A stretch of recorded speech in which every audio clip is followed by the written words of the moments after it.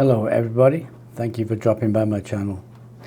Today I'm going to talk about what it's like being married to a Filipina and living with her here in Western Canada. First, let me provide you with some background. I just met my wife to be on the dating site Filipino Cupid. After setting up my profile, I was inundated with messages within the first few hours. It did not take me too long to single out one of the ladies with whom I wanted to get to know more about. She was working as a domestic helper in Hong Kong and had been doing so for the past 17 years. After exchanging a few preliminary messages, we both decided to take things a little further and start chatting on WhatsApp. We hit it off very well, and within a couple of months, I had booked a flight from Vancouver to Hong Kong. The length of my trip was only 5 days, so it was going to be a quick turnaround. After I cleared immigration and walked through the doors into the arrival area, my Filipino was waiting for me underneath this very big Christmas tree that the airport had put up in the arrivals area. We exchanged hellos, we hugged, and then we took a taxi into the main city. We checked into a nice hotel overlooking the waterfronts, and for the next 4 days we spent every minute together visiting the tourist attractions of Hong Kong. On the 5th day, amid a few wet eyes, I returned to Vancouver and she went on with her life in Hong Kong. Over the next 4 months, we continued with our daily video chats and eventually planned another Hong Kong visit, this time for 4 weeks. It was on this second visit that we got married. We had another wonderful time together and spent every day exploring the beautiful city of Hong Kong. Then, when I returned to Canada, I began the spousal visa application. It took 14 months for the application to be processed, and then 1 month later, my wife arrived in Vancouver. She arrived in late August of 2021. That year we had an early winter, and it was quite the shock to her that winter in Canada can be extremely cold. She had never seen snow before, and certainly not minus 40 degrees Celsius temperatures that we have here in Alberta.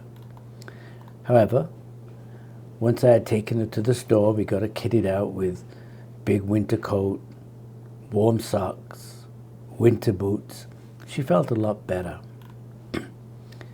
After settling herself in, 3 months later, she took a part-time job with a local residential cleaning company. It was a good experience for her at the time. Got her out of the house and showed her what working in Canada was going to be like. Then we decided to set up her own residential cleaning company and have her start working for herself. At this moment in time, things are going really well for her company. She keeps very, very busy. So, what's it like being married to a Filipino and living in Canada? I would tell you that life is good. My wife is very caring, loving, always thinks of me as the most important person in her life. She's beautiful, warm, respectful, and speaks 3 languages: Tagalog, English, and Cantonese. Cantonese comes in very handy when we shop at the local Chinese markets here in Canada. She's a phenomenal cook. She keeps the house spotless and never complains about some of my bad habits. She is absolutely amazing. I couldn't imagine a better partner and a life mate. I am so happy I took the time to find her. Now, with all that said, if you want to sit around with your wife and have an intellectual conversations about history, politics, or the news of the day, then a Filipina might not be for you. And my wife is my best friend I've ever had. She cares about herself and intentionally keeps herself beautiful. She's also playful with a great sense of humor, albeit an Asian one. Now, I've heard many people say the Filipinos' first loyalty is to their family and that they will drain your wallet if you're not careful. I'm not sure if it's their first, but it's definitely right up there. We had the discussion about this right from the beginning of our marriage. We have agreed that we will send back money to her family, although only in a limited fashion. We currently send approximately $300 Canadian per month, funded through my bank account and not hers, and only until her son reaches the age of 18. He will turn 18 6 months from now. I did have a request to send a larger amount to her brother for some medical reasons, and I did refuse to do that. This did not cause any issues between us, and it certainly helped to set the boundaries for future requests.